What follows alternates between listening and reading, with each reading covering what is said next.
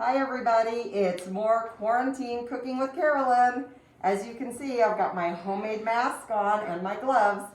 You know, Governor Polis said that we should have fun with this, so I made sure to find one that matches my outfit. However, I don't think I'm gonna wear this for the whole video just because I want you to be able to hear me more clearly. Okay, so today we're gonna make a very simple taco meat.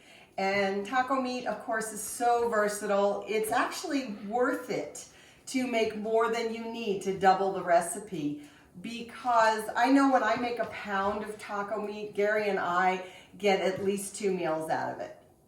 So if doubling it is really worth it, because if A, it freezes really well, and B, you can use it on all kinds of things. You can make tacos with it, of course, taco salad. You can put it in quesadillas.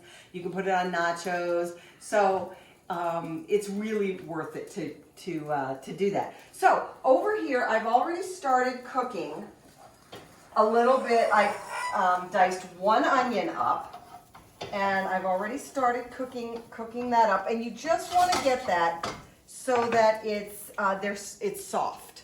Okay.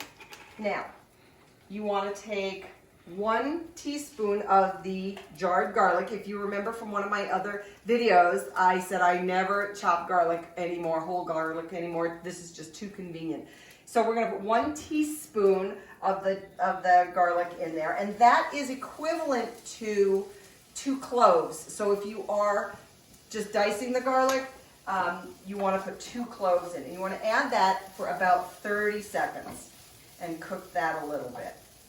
Okay, now here I have 1 pound of ground beef, and we're going to add that to the pan, and we're going to stir that up, and we're going to cook it until it's brown and there's no more pink. All right, so the meat is now almost browned. It's almost fully browned, and the onion is all incorporated. So at this point, we're going to want to drain the meat. Let me turn that off. You know, most people, when they drain ground beef, they will do it like so into a pan. Now, I am using pretty lean meat. I think I'm using like 93% lean, so I'm probably not going to get a whole bunch. Certainly not at this angle. I'm not going to get very much. There we go. Just a tiny bit. Now, also I wanted to mention that you don't have to just use ground beef. You can also use ground turkey.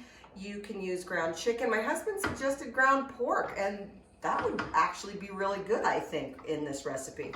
So you can use whatever you want. Now, at this point, an extra step that I like to take is I'm going to take this over to the sink, and I'm going to pour the meat into a colander here to get any extra fat. And what I'm going to do is I'm going to run hot water over that meat. Now, hopefully, if you've drained it at the stove to start with, you've gotten a good chunk of that fat, and so you won't be pouring too much down the drain.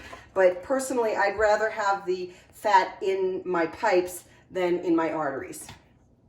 Okay, at this point, I'm going to pour this back into the pan, and we're going to go back to the stove.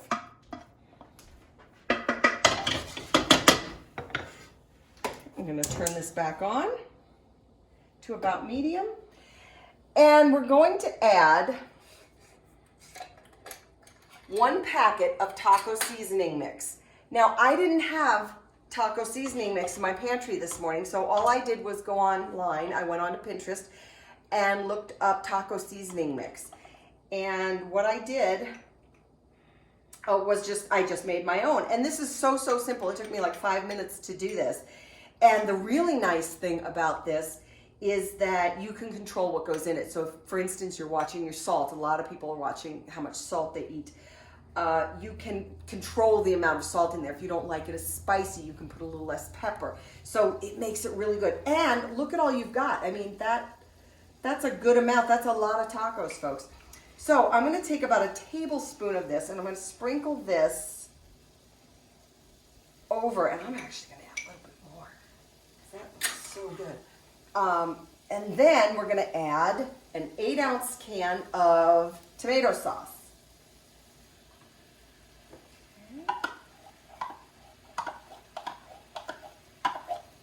And then we're going to stir that all up. And we're just going to let that thicken and mix together and simmer on just kind of low for about another 5 minutes.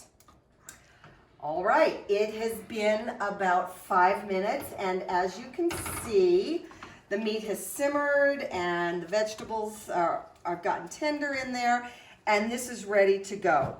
Now, when I was cooking this, I didn't think that the 8-ounce can of tomato paste was quite enough. It looked a little bit dry to me. So what I did was I added about 1/2 to 3/4 of a cup of water in here.